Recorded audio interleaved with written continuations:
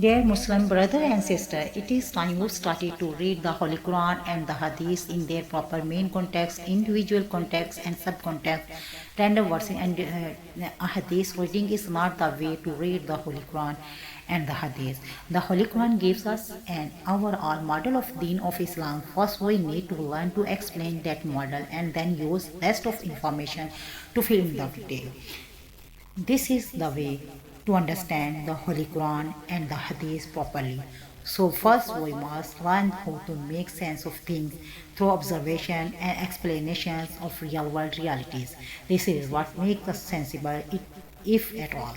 If we don't first learn sense this way, then we cannot understand anything at all no matter what. Most of us Muslims have never even thought about it.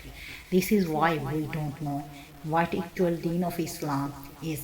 By going through this learning process, we should come to realize what we can learn from observing the real world realities and what we cannot. Therefore, we need to turn to guidance from Allah subhanahu wa ta'ala. So we should learn by going through this process what is a human society and why we need to it to begin with what have politics to do with human society and why we need them for human society, and what are economics about why people need them for success of human society. We will learn importance of organization and regulation and many more things.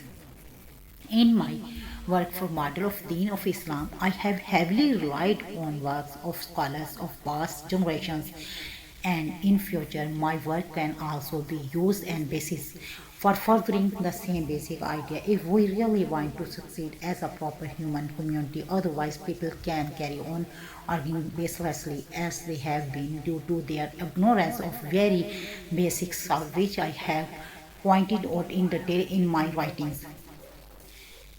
To me, Deen of Islam is a proper way of life that is advised by Allah subhanahu wa ta'ala so that mankind by following this way of life could bring about a world wherein they could live blissfully with dignity and security as a proper human community, and for which Allah subhanahu wa ta'ala promises people to reward them in hereafter with a lot more.